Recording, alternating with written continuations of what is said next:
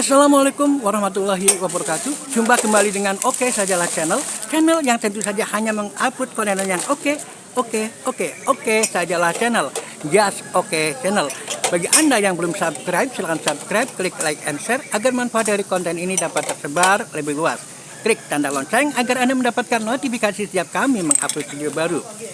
Saudara, jumpa kembali di Jumat pagi. Saatnya kita mengikuti Majelis Cahaya Iman di Pondok Pesantren Budi Mulia. Pengajian Majelis Cahaya Iman tiap Jumat pagi di Pondok Pesantren Budi Mulia kali ini akan mengikuti tema ibadah, yakni fiqhus, sholah yang akan disampaikan oleh Ustadz Fajar. Dan bagaimanakah serunya pengajian kali ini? Kita ikuti saja langsung dari TKP Pondok Pesantren Mahasiswa Budi Mulia Yogyakarta. Dan sehatkan aku, warzuqni, dan berikanlah aku rizki. Penjelasannya adalah syar'iyatud du'a wastihbabuhu fil qu'ud baina sajdatain. Sekali lagi, doa ini tidak sampai kepada rukun sholat. Ya, bagi yang baru belajar atau yang tidak terlalu hafal, tidak dibaca pun tidak membatalkan sholatnya. Jadi hanya istihbab atau mustahab atau sunnah. Wa huwa mahmulun ala tatawwu'. Jadi derajatnya sunnah. Nah, zahirul hadits annahu kana yaqulu jahran. Ibnu Abbas kok tahu doanya? Karena ada kemungkinan nanti ketika baca doa Rabbighfirli wa liwalidayya Rabbirhamhuma kama rabbayani shaghira, itu diperbolehkan. Maka Syekh Mustafa Zuhairi mengatakan la yanhasiru du'a fi shalah bima warada fil Qur'anil Karim hasran. Doa-doa yang dibaca ketika sholat itu tidak terbatas hanya ada apa aja yang ada di Al-Quran saja, tapi bal yad'u bima syaa. Seseorang boleh berdoa apapun min khairid dunya wal akhirah, untuk kebaikan dunia dan akhirat. Yang penting ketika doa itu bukan doa yang maksud, jangan sampai terlafazkan terlalu keras. Sebagaimana yang kita jelaskan pada pertemuan sebelumnya. Dan sebagai penutup kajian kita pada pagi hari ini, rukuk sudah, sujud sudah, duduk di antara dua sujud sudah. Sekarang bagaimana ketika orang melanjutkan rakaat genap? Kan satu ganjil, naik rakaat genap. Nah, kata seorang sahabat namanya Malik bin Huwairits, beliau melihat Nabi, annahu ra'an nabi yusalli. Jadi Malik bin Huwairits lihat Nabi sholat, diamati oleh Malik bin Huwairits, fa idza kana fi witrin min sholatihi, setelah sholat rakaat yang witir, melanjutkan rakaat ganjilnya, lam yanhad hatta yastawiya qa'idan. Nabi tidak langsung berdiri, tapi Nabi duduk dulu bentar baru berdiri, yang oleh para ulama disebut dengan julusul istirahah. Jadi, mohon maaf, meskipun sekali lagi ini bukan rukun ya, sunnah. Jadi Nabi setelah sujud untuk melanjutkan rakaat kedua atau rakaat genap, setelah sujud ini Nabi tidak langsung Allah. Nabi ada namanya setelah sujud sebentar saja, tidak terlalu lama. Nah, ini hadis ini berdasarkan kesaksian seorang sahabat namanya Malik ibnil Huwairits. Malik bin Huwairits meriwayatkan hadis ini, dan hadis ini riwayat Imam Bukhari. Apa penjelasannya? Masyru'iyatu jalsatil istirahah. Jadi duduk sebentar tadi itu dimasyru'kan. Hanya saja wa annaha mustahabbatun, dia itu mustahab saja atau sunnah, tidak sampai wajib. Nah, wa akhadha biha Syafi'iyya wa ta'ifatun min ahli ilmi, sebagaimana pendapat sebagian dari imam mazhab Syafi'i. Jalsatul istirahah laisat wajibatan, dan ini tidak wajib, dan para ulama menjelaskan bahwa duduk seperti ini tidak ada bacaan khusus. Jadi tidak perlu membaca doa yang dibaca ketika duduk di antara dua Gak ada bacaan. Sejenak, langsung kemudian melanjutkan rakaat yang genap, kedua atau seterusnya ke rakaat yang keempat. Baik, kita cukupkan dan insya Allah kita lanjutkan di pertemuan yang akan datang. Yang akan datang membahas tentang kunut ini. Al-kunut tidak ada rukuk. Seperti biasa, sebelum kita akhiri mungkin ada 1-2 pertanyaan yang ingin disampaikan. Jika bisa saya jawab, insya Allah saya jawab. Monggo.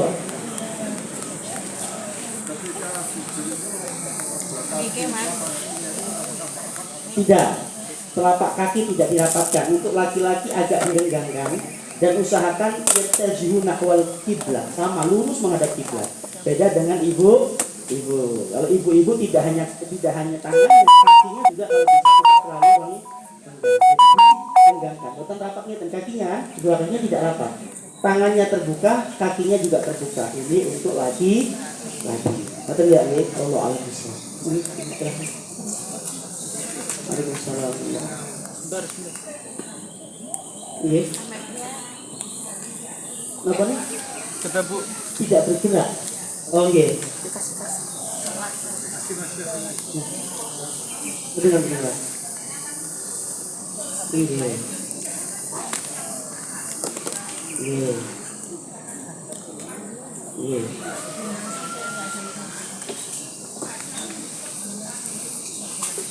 Tidak apa-apa. Iya, di mukenahnya tidak apa-apa. Iya. Jadi ketika wanita itu sujud, mukenahnya ketutupan, tidak masalah. Ya, yang penting ini dan atau hidungnya itu sunnah itu nempel. Yang penting ini nempel. Ya, ada yang kemudian mungkin mukenahnya tidak terlalu lebar, ketika sujud langsung ke tempat sujud itu lebih baik. Ya. Tapi kalau terlalu lebar ketika Allahu Akbar, mukenahnya begini kan nih, ketutupan, tidak masalah. Ya, sama seperti orang yang pakai motor dan sebagainya. Kenapa?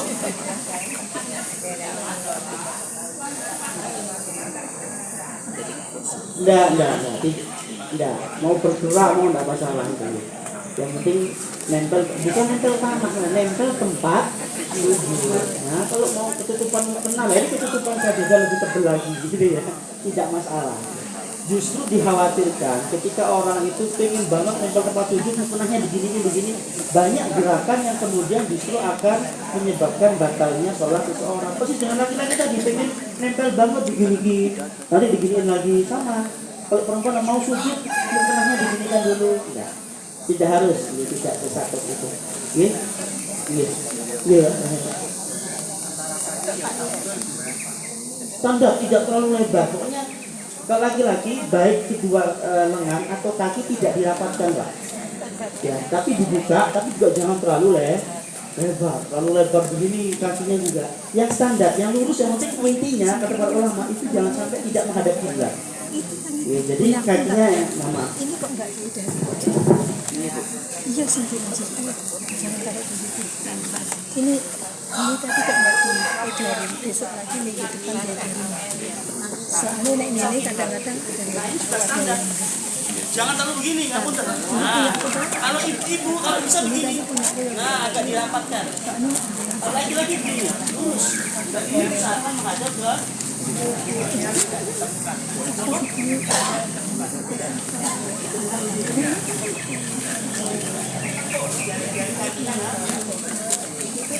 hadis yang pertama, 7 anggota tubuh yang nempel itu adalah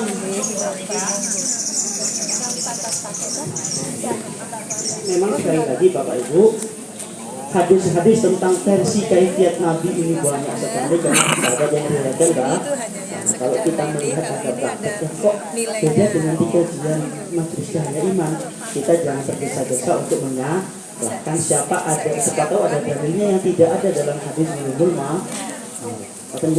Mudah-mudahan bermanfaat. Mohon maaf atas segala kekurangan. Assalamualaikum warahmatullahi wabarakatuh.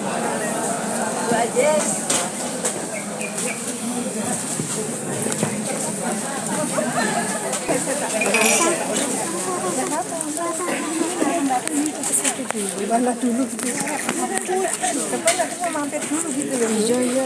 Soalnya kerja gini. Ini besok aja mau.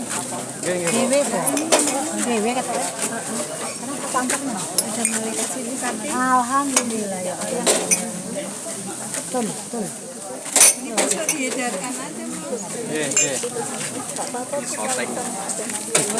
Saudara peserta pengajian Majelis Cahaya Iman setiap Jumat pagi di Pondok Pesantren Budi Mulia itu hadir dari berbagai penjuru kota ya di sekitar Yogyakarta tentunya.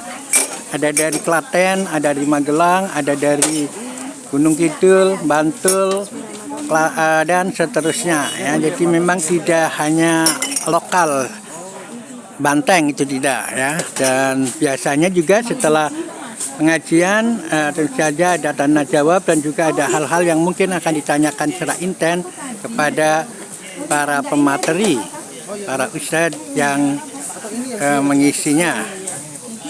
Nah, itulah yang kita sampaikan kali ini, saudara sekalian.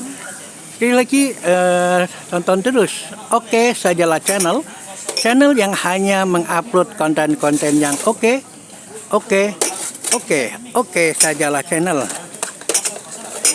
Nah, terima kasih. Assalamualaikum warahmatullahi wabarakatuh. Sudah demikianlah pengajian Jumat pagi Majelis Cahaya Iman Pondok Pesantren Budi Mulia yang dilaksanakan di Pondok Pesantren Budi Mulia, Pondok Pesantren Mahasiswa Yogyakarta. Sampai jumpa di Jumat yang mendatang, dan kalau kali ini adalah masalah fikih sholat. Tentu saja untuk Jumat datang ada tema-tema lain, mungkin adalah akidah akhlak atau mungkin juga ibadah, dan juga ada faraid atau waris. Juga ada tombol arti, yakni kaitannya dengan psikologi yang disampaikan oleh Sus Budiarto, Dr. Sus Budiarto. Demikian video kalian, mudah-mudahan ada manfaatnya, dan mudah-mudahan juga selalu ikut pengajian Majelis Cahaya Iman yang diselenggarakan di Pondok Pesantren Budi Mulia. Terima kasih. Walafu minkum. Wassalamualaikum warahmatullahi wabarakatuh.